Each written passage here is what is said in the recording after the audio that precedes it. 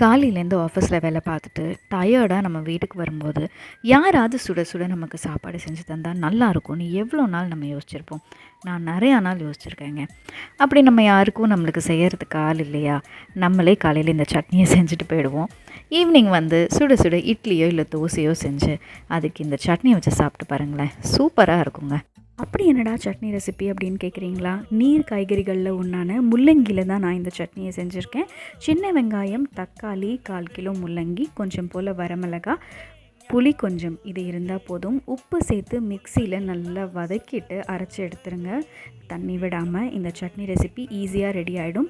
இது ரொம்பவே tasty and ஹெல்த்தியான சட்னி ரெசிபியும் கூட. முள்ளங்கி சாப்பிடாதவங்களும் சாப்பிடுவாங்க. இது என்னோடய பழைய ஆஃபீஸில் வேலை பார்த்த ஒரு 2 ஃபேவரட்டான கொலீக்ஸ் கிட்டே தான் நான் கற்றுக்கிட்டேன். அதே மாதிரி நீங்களும் இந்த சட்னி ரெசிபியை சேவ் பண்ணி ட்ரை பண்ணி பாருங்கள். இது tasty, healthy and time saving. இன்னும் இதுக்கு வெயிட்டிங், ட்ரை பண்ணிடலாமா?